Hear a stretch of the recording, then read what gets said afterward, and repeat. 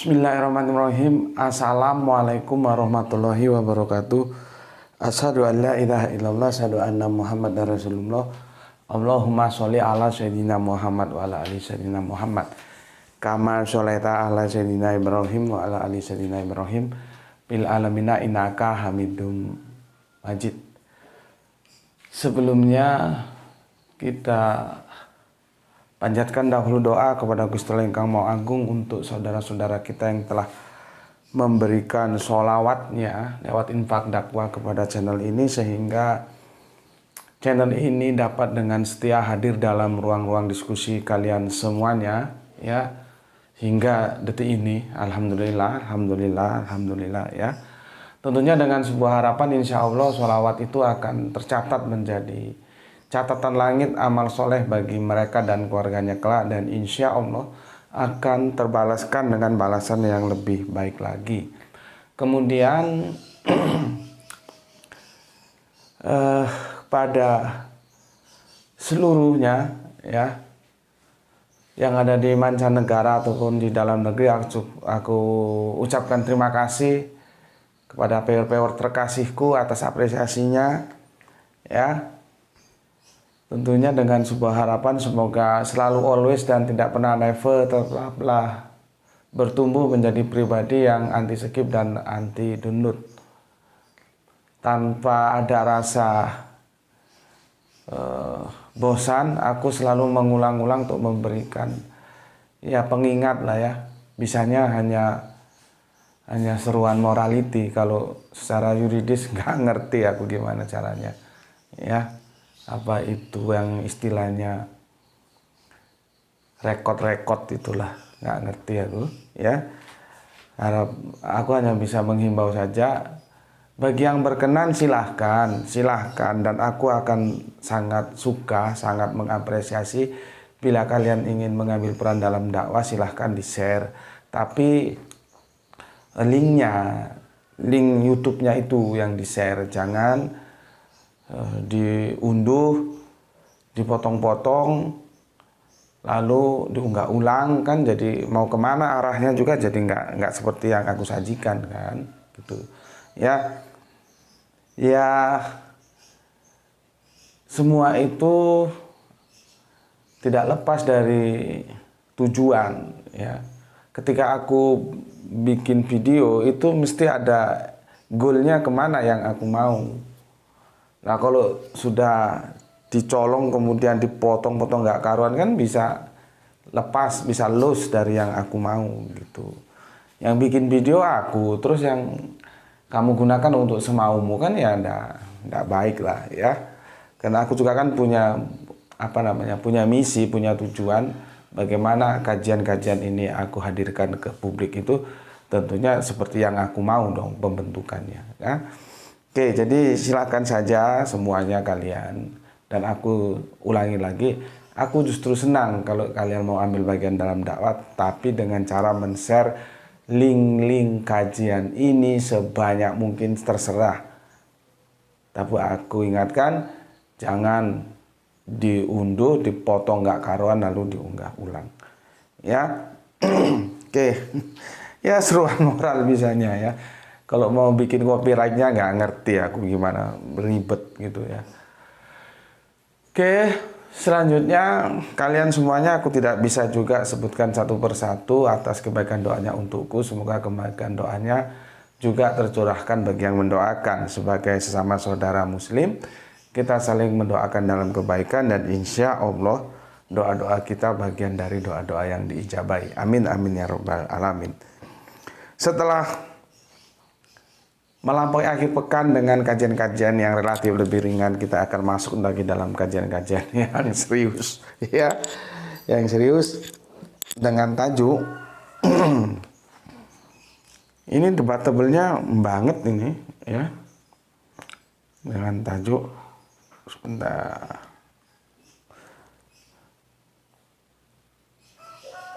ini kalau yang nggak terima boleh silahkan disanggah ya. Dalam Al-Quran tidak ada siksa kubur. Dalam Al-Quran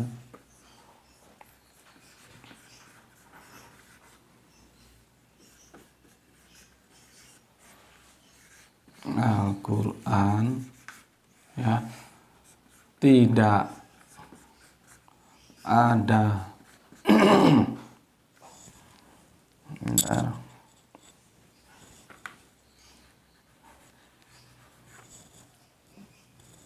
Tidak ada siksa kubur. Aku tidak pakai tanda tanya ya, pakai tanda seru justru. Jadi nggak main-main ini, dan aku pastikan ini Bismillahirrahmanirrahim seri pertama. Dalam Al-Quran itu tidak ada siksa kubur.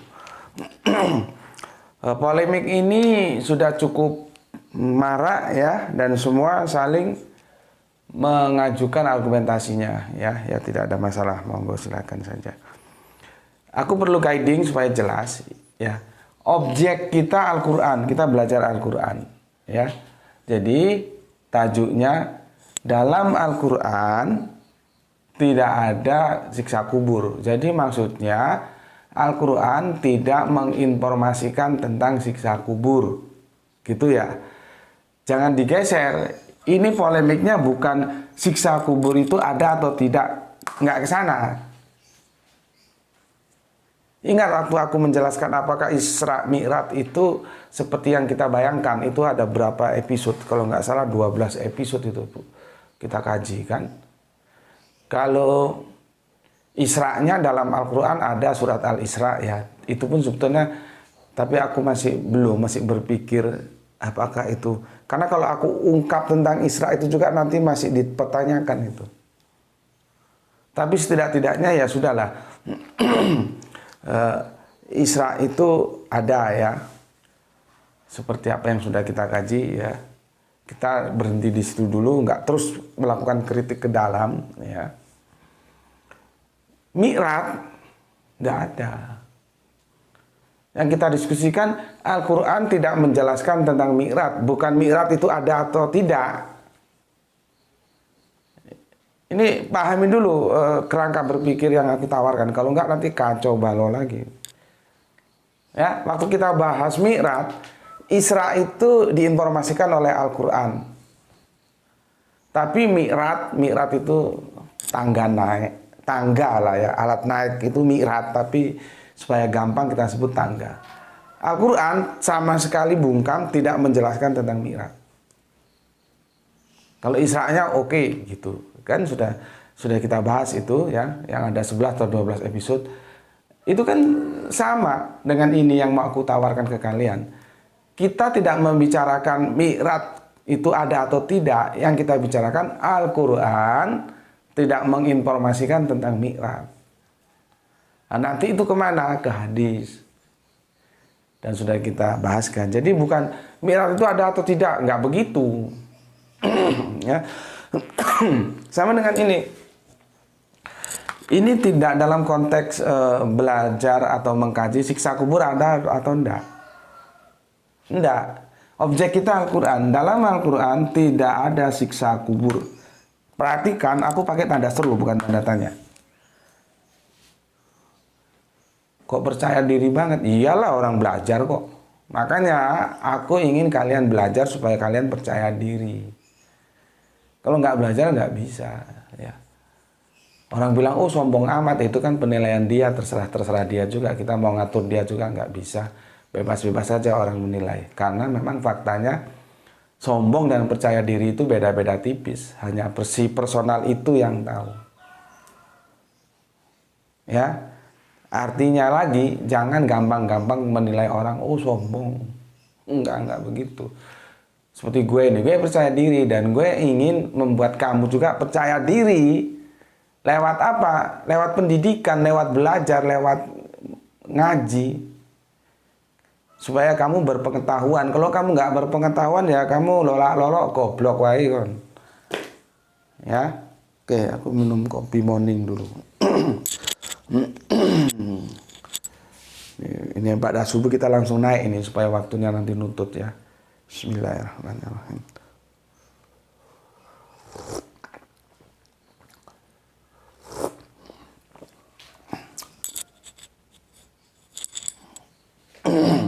Oke ya, jelas ya.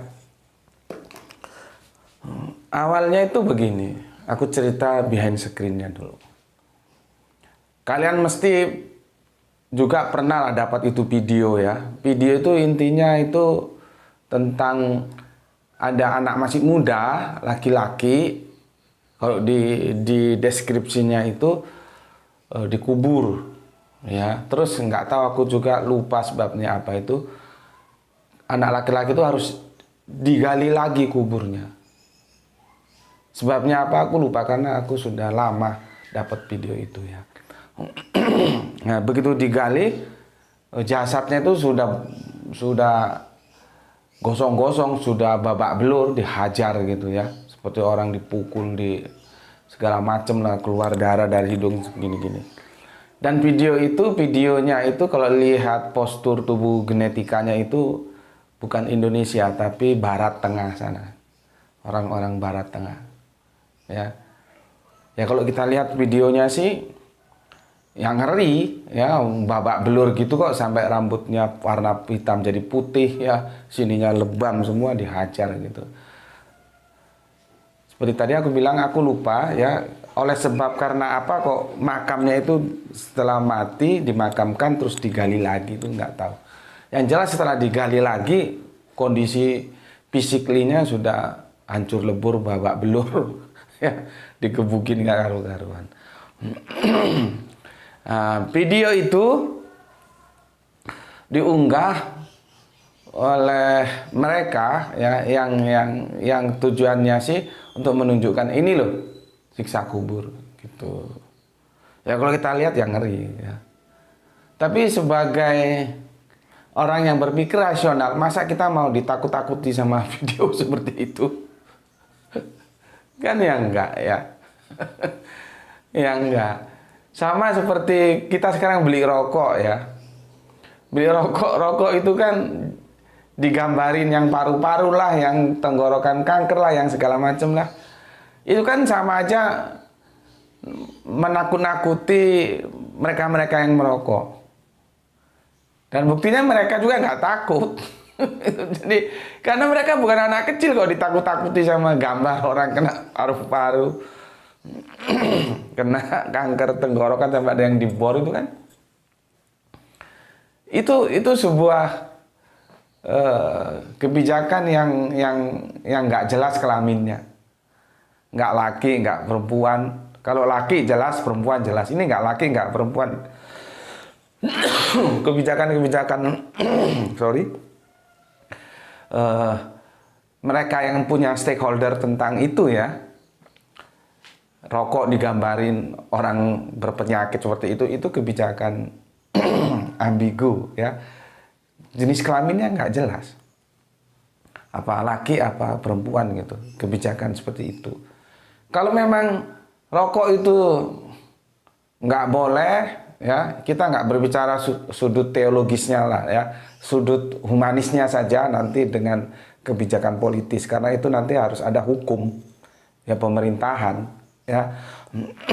Kalau di teologisnya kita abaikan aja dulu, karena itu juga meskipun belum secara secara rinci aku bikinkan videonya, tapi kan secara tersebar dia aku pernah katakan fikih rokok itu seperti apa, tinjauan hukumnya kan.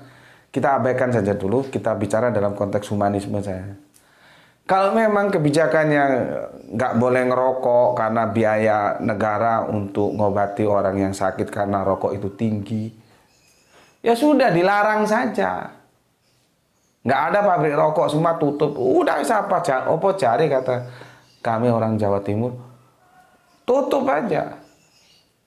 Ya. Jangan ditakut-takuti gambar ya dengan alasan biaya kesehatan tinggi ya, tapi tidak pernah mengungkapkan berapa pajak yang diperoleh dari industri rokok. Kan tidak fair itu. Tidak fair itu. Kalau memang boleh, enggak usah tukang rokok. Mereka yang perokok itu ditakut-takuti seperti anak kecil dengan dikasih gambar-gambar seperti itu. Ya, kalau memang boleh ya sudah, nggak usah digambar-gambarin. Toh nanti resiko tanggung sendiri.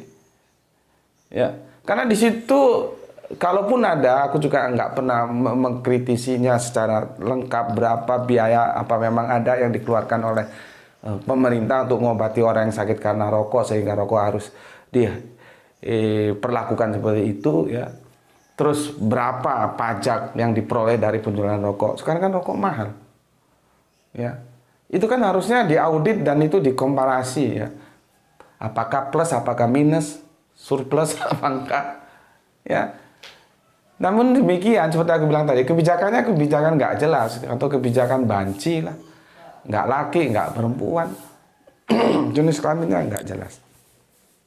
Tapi intinya yang aku mau sampaikan, ya, sebuah langkah yang kekanak-kanakan, menakut-nakuti orang dengan gambar. Jadi para perokok itu diperlakukan seperti anak kecil. Ya mereka kan bukan anak kecil lagi dan mereka nggak pernah takut. Yang buktinya rokok ya dibeli terus, buktinya yang katanya begini begitu ya nggak ada urusan, harganya naik ya beli terus karena sudah ketergantungan, gitu loh, ya. Nah kembali lagi ke video itu, maksudku begini loh, beragama itu dengan rasionalitas gitu. Jangan kamu karena ditakut-takuti video, kita juga nggak tahu orang videonya di barat tengah sana kok. Gambar itu bisa menjelaskan sejuta makna. Itu bahasa sastra kami. Gambar itu bisa menjelaskan sejuta makna. Tinggal makna mana yang mau kamu ambil. Nah, videonya memang begitu, tapi apa? Itu kan langsung dideskripsikan menurut mereka yang menyebarkan video-video itu dengan tujuan, oh ini siksa kubur. Ada gitu. Lalu apakah keberagaman kita akan dibangun dengan video-video seperti anak kecil ditakut-takuti seperti itu? Kan enggak. Ya bersikap rasional lah ya. Bagaimana Al-Quran menjelaskan, bagaimana hadis menjelaskan. Nah sekarang kita kembali ke hadis. Kalau hadis, kamu nggak usah bicara. Dan aku dengan serta-merta agree, setuju bahwa penjelasan informasi tentang siksa kubur itu adanya di hadis, bukan di Al-Quran. Jadi, oh ada apa di hadis, nggak usah ngomong lu, gue udah ngerti.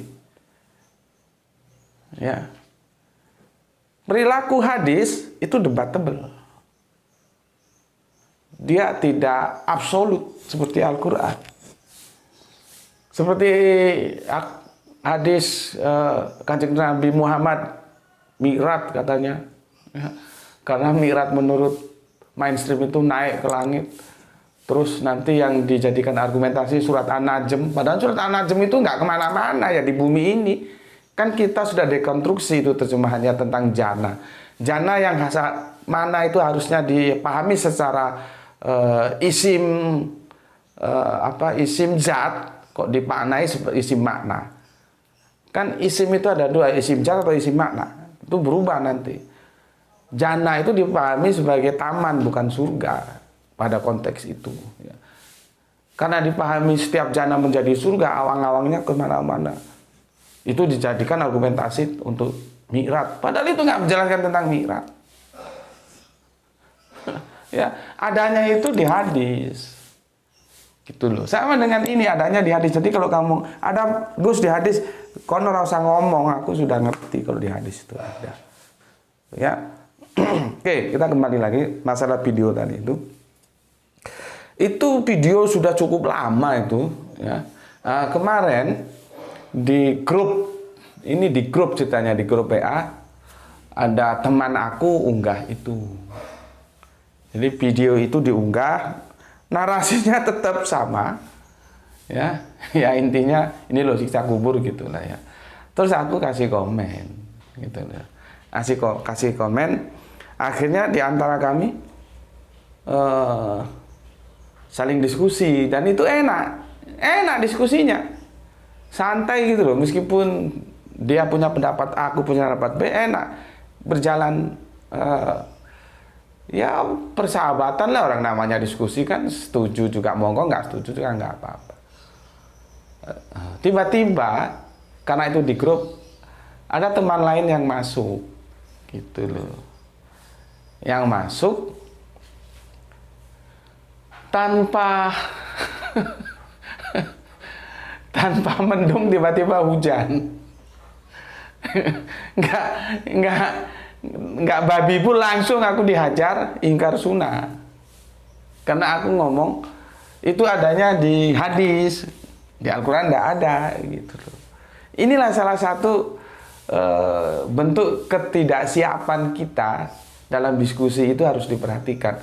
Kalau nggak siap diskusi, jangan ikut diskusi, cukup jadi pendengar, atau kalau nggak mau di skip, gitu loh.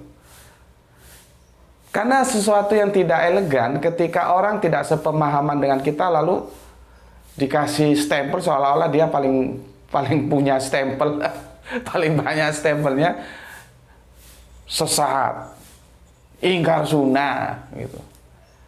Ya kalau gue sih yang gitu-gituan sudah sego jangan, kata orang Jawa. Sego itu nasi, jangan itu sayur. Makanan sehari-hari distempel orang yang sesat lah, yang ingkar sunnah lah, yang ngelawan ulama lah. Maksudku jangan begitu. Dan aku akan juga mengajarkan ke kamu, diskusi itu pertarungan argumen. Ya argumennya aja yang diserang, jangan pribadinya. Kalau pribadinya itu kan bukan argumen, sentimen sudah. Ya, sentimen itu ya.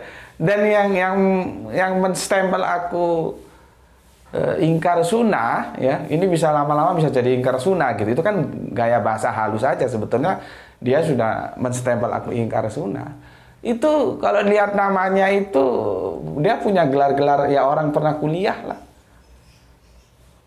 Tapi kan kembali lagi, gelar itu menunjukkan orang pernah sekolah, pernah kuliah, tapi bukan berarti orang itu cerdas. Yang goblok ya banyak, gitu ya.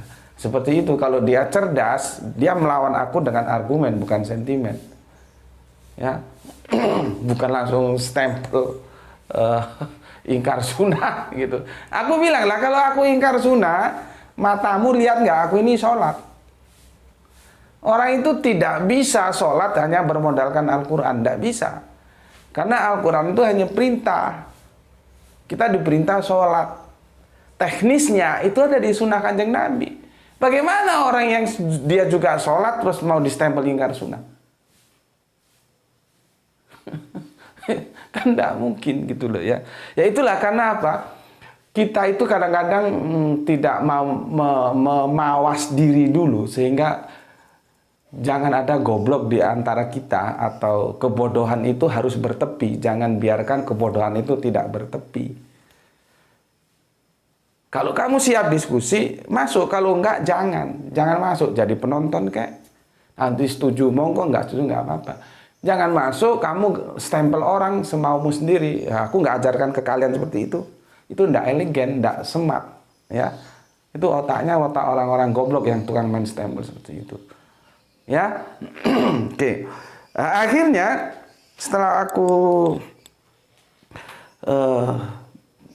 aku minta, coba sih hadirkan mana Al-Qur'annya yang mengatakan siksa kubur itu ada, gitu. Ya.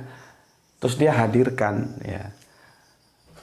Dan dengan teman yang pertama tadi jadi selesai. Selesai dalam artian nggak terpending. Tapi dengan teman yang berikutnya yang masuk ini, yang menstempel aku ingkar sunnah itu, diskusinya akhirnya dengan dia. Yang tadinya enak-enak jadi ini jadi nggak enak, gitu ya. Oke, aku minum dulu. Bismillahirrahmanirrahim.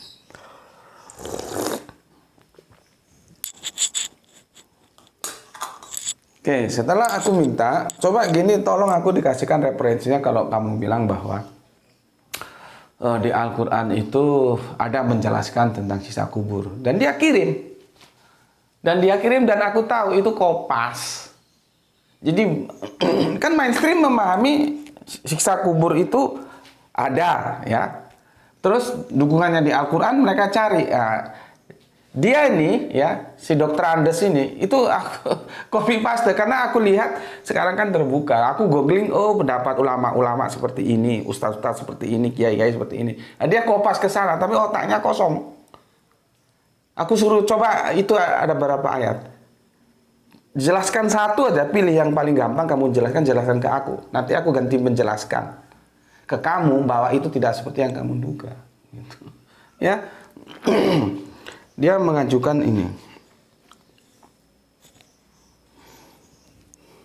Setelah aku minta, dia ajukan. Nanti kamu bisa sama-sama cek ya, apakah ini menjelaskan siksa kubur. 1. Quran surat Nuh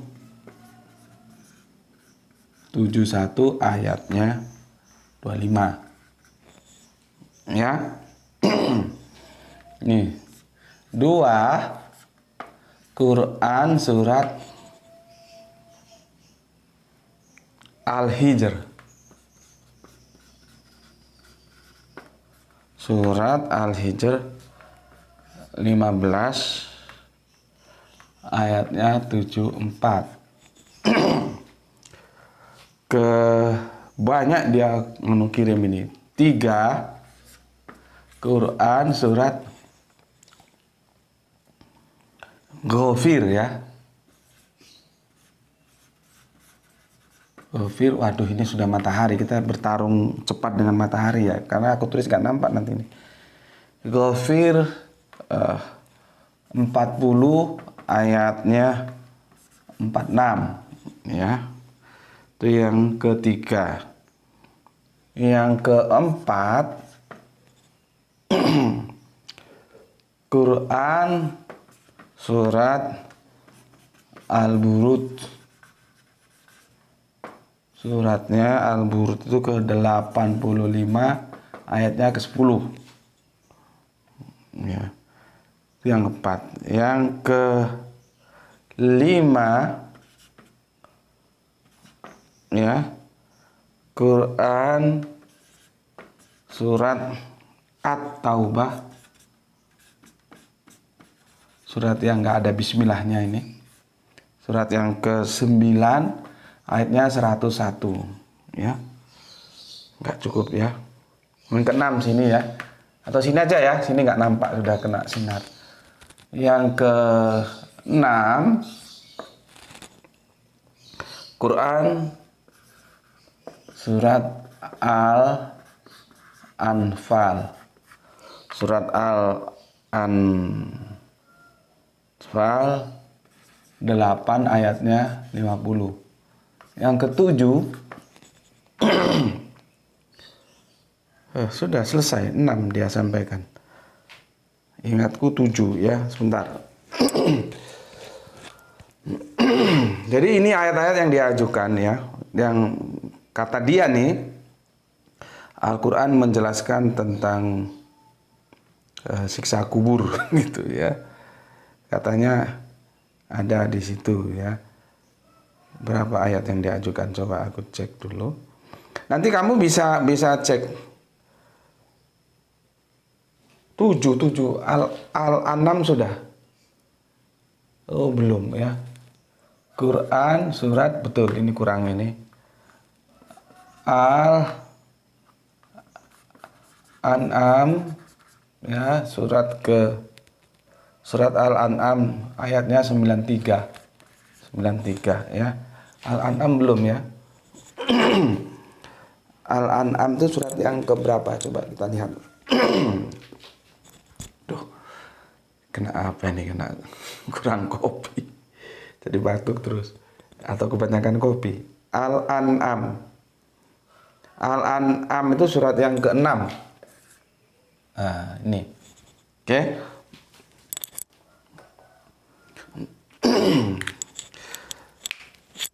Setelah diskusi dengan dia yang kedua ini, teman yang kedua, teman yang pertama tadi kan diskusinya enakan gitu ya. Akhirnya terpending, dilanjut dengan teman yang kedua ini. Aku bilang, ya tolong beri aku di mana argumentasi literasinya dari Al-Quran yang menjelaskan tentang siksa kubur. Ini yang diajukan ke aku. Ya. Nuh 7125, Al-Hijr 1574, Ghafir 4046, Al-Burud 8510, At-Taubah 9101, Quran surat Al-Anfal 850, Quran surat Al-An'am 630. Jadi ada tujuh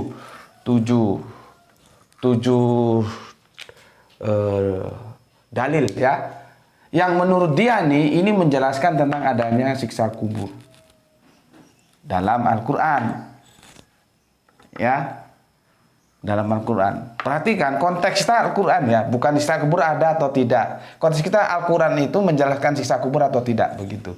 Nah, menurut dia ada dan ini yang diambil. Dan setelah aku googling, ini ayat ini sudah menjadi mujmal.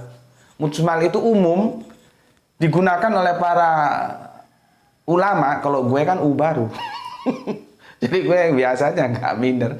Ulama dalam negeri, luar negeri gitu ya, baik yang dari barat tengah sana maupun Indonesia sendiri, negeri kita ini banyak digunakan untuk mendukung pendapat mereka bahwa Al-Quran menjelaskan siksa kubur, sehingga siksa kubur itu ada gitu.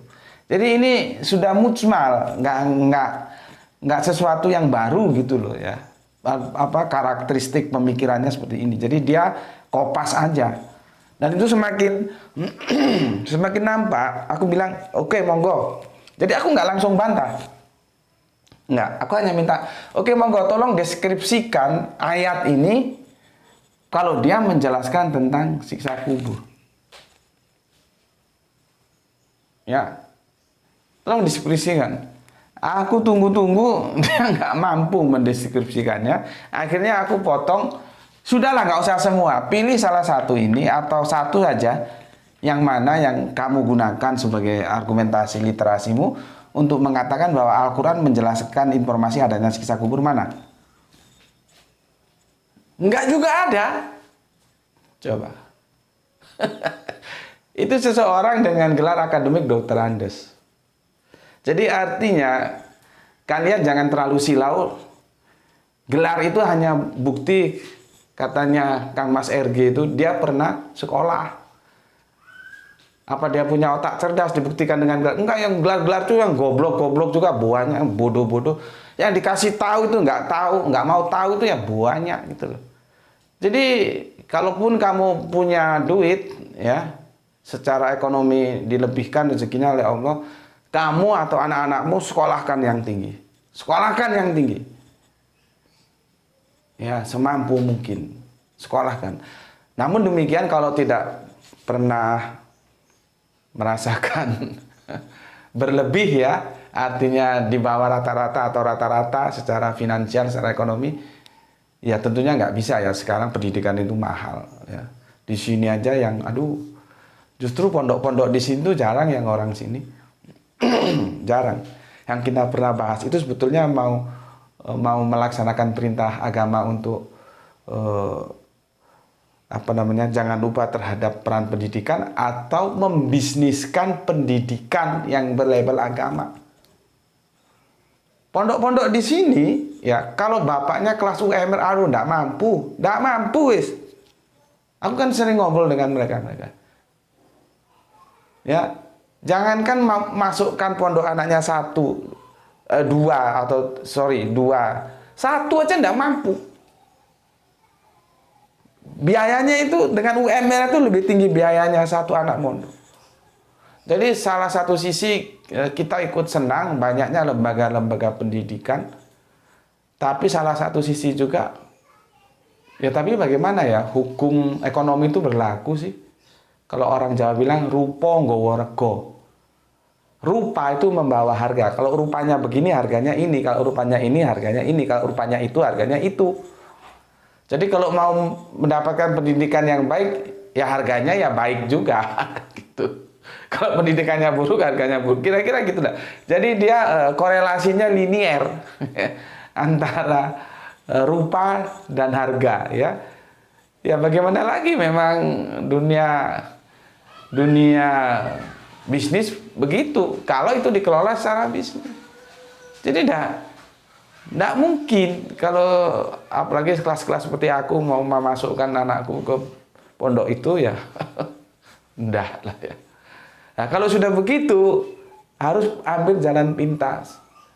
Yang penting kita mau baca, kita mau iqra, karena itu perintah Kanjeng Nabi untuk kita. Yang Kanjeng Nabi terima dari Gusti Allah, yaitu iqra, iqra, iqra, baca, baca. Ya sudah, belajar otodidak saja. Sering-sering beli buku. Ya. Seperti ini, dikasih tahu nggak mau tahu ini. Itu dokter Andes kelas coro apa kelas apa gitu, gobloknya. Aku kadang-kadang heran. Aku suruh deskripsikan, kan aku bilang, kan siapa tahu juga aku terselip ya ketika membaca teks-teks Quran itu. Oh ternyata ada, kan aku belajar ke dia kalau memang ada. Cuman ketika aku minta, coba kamu deskripsikan ini argumentasimu. Pertama semua coba deskripsikan satu-satu. Dia nggak mau. Ya sudah, aku kasih keringanan. Satu aja kamu pilih. Deskripsikan kalau itu menjelaskan tentang siksa kubur. Nggak bisa juga. Ngorok kok ngotot. Masa sekelas dokter Andes ya agamanya dilandaskan oleh video-video seperti itu. Seperti orang ngerokok tadi ditakut-takuti seperti anak kecil sama gambar orang sakit tenggorokan, kanker paru-paru. Beragama akan begitu. Di mana otaknya, rasionalitasnya di mana? Beragama itu hanya takut karena ada video-video, oh ini kisah kubur gitu. Islam itu kan Al-Quran dan Al-Hadis, bukan Islam itu video, bukan begitu. Narasi itu orang bisa bikin. Apa aja videonya, narasinya bisa kita bikin. Makanya aku juga melarang video-videoku dipotong, karena narasinya bisa dia ganti. Tidak yang seperti aku mau. Maksudku ini, ayolah kita beragama secara rasionalitas. Tapi ingat, kalau video itu ditonton oleh anak-anak kita yang rasionalitasnya belum berkembang, sehingga dia takut siksa kubur, misalkan begini, kamu harus rajin sholat. Nanti kalau nggak sholat, kamu lihat ini siksa kubur seperti ini, dikasih video itu, ya nggak apa-apa, gitu loh. Maksudku lihat kita ada di usia yang mana gitu loh. Jangan usia sudah terus berlanjut seperti anak kecil aja, beragamannya itu dilandaskan kepada video-video yang seperti itu. Kalau anak-anak kita yang rasionalitas belum jalan, ya enggak apa-apa lah. Artinya itu sebagai metodologi untuk mendidik dia taat gitu. Ya enggak apa-apa. Atau memang sudah, karena tidak semua orang mampu menggunakan rasionalitasnya. Kalau memang video itu membuatmu taat kepada Allah, ya sudah, enggak apa-apa wes. Karena kita pompa dia untuk menjadi rasionalitas seperti kita. Nggak mampu, ya sudah. Aku sebetulnya tidak keberatan. Cuman kan ya kebangetan toh. Sudah dokter Andes ini beragamanya hanya berdasarkan video. Dia tidak pernah meng-cross check ke Al-Quran atau ke Al-Hadis. Dan aku sudah bilang, kalau di Al-Hadis nggak usah didiskusikan, aku sudah agree. Ada memang, tapi kalau di Al-Quran ada nggak? Maka dengan tegas, tanpa tanda tanya, ini dengan tanda seru, aku bilang tidak ada. Gitu loh. Jadi aku ingin, ayolah kita beragama ini dengan memberdayakan rasionalitas kita. Karena itu juga perintah Al-Quran. Gitu. Ya, ini kameramen kita sudah siap-siap mau berangkat hari ini. Isnain ya, dia mau upacara tuh. Upacara, jadi kita selesaikan di sini. Insya Allah besok kita akan lanjutkan di seri kedua ya. Kamu bisa nanti pelajari dulu gini. Ya, ayatnya sudah aku hamparkan. Ini sebetulnya mengkontrolnya nanti ini dengan satu jurus saja nih selesai ini semua. Ya, selesai. Dengan jurus apa? Locus delicti. Jadi ini lokus deliktinya di mana? Lokus deliktinya di mana, lu? Karena siksa kubur itu lokus deliktinya sudah jelas di mana? Kubur itu lokus. Kalau dalam hukum kan ada tempus delicti, ada locus delicti, ada apa lagi? Locus delicti, tempus delicti, corpus delicti. Nah, ini bukti bahwa aku ini orang teknik ya. Tapi aku juga ngerti hukum karena aku banyak belajar juga tentang hukum. Dengan cara berteman dengan orang hukum, membaca buku-buku hukum. Jadi aku ngerti bahwa sebuah masalah itu bisa kita selidik dengan 3 alat ini. Bagaimana lokus deliktinya, itu di mana, tempus deliktinya itu kapan, korpus deliktinya itu atas dasar apa dia terhukum, itu bisa kita pelajari. Nah, ini kita akan menggunakan nanti suatu jurus yang namanya locus delicti. Locus itu lokal, ya. Nah, aku ulangi lagi, aku ingin ngajak kalian beragama itu mbok yang dewasa gitu loh. Kita sudah dikasih tahu beragama itu, Islam itu apa ya? Al-Quran al-Hadis, bukan video-video seperti itu. Itu kan kekanak-kanakan. Tapi kalaupun memang kamu tidak bisa meskipun sudah dewasa, tetap kerangka keberagamanmu kekanak-kanakan, ya enggak apa-apa, aku juga enggak paksa. Yang penting bagi aku kamu taat kepada Allah. Mungkin itu salah satu caramu taat kepada Allah. Lihat video-video yang seperti itu, ya enggak masalah juga. Cuman kan jangan begitu. Aku ngajak kalian expand yang bisa. Yang enggak bisa ya sudah kita maklumi. Jadi beragamanya atas dasar video, ya.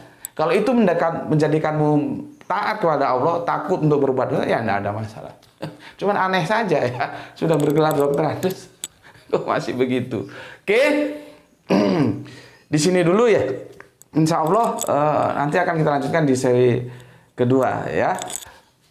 Pesan dari aku ya, jaga Allah, jaga Kanjeng Nabi, jaga Al-Quran, jaga sholat dalam bingkai iman Islam kita yang indah ya, lewat masuk pintu otak, tersaring, kita tahu, dengan pengetahuan itu kita simpan yang benar sebagai kebenaran dalam hati kita sehingga kita mencintai kebenaran. Begitu kerangka berpikir rasionalitas kita ya. Jadi iman dibangun atas tahu dulu, bukan ujuk-ujuk iman. Itu kan namanya pokoknya imani saja ya, apa dulu kalau kita harus begitu ya. Oke. Tetapi jangan lupa tetap memberi hormat kepada saudara-saudara kita yang memilih jalan lain. Semoga kita semua saling mendoakan mendapatkan keberuntungan ya di awal Isnin ini ya. Sebentar lagi insya Allah Kamis Pon kita sudah Ramadan ya, masuk puasa. Oke. Semoga mendapatkan keberuntungan, rezeki yang barokah dan kesehatan yang prima. Salam Isra untuk kalian semuanya dimanapun kalian berada. Bismillahirrahmanirrahim. Alhamdulillahirabbil alamin.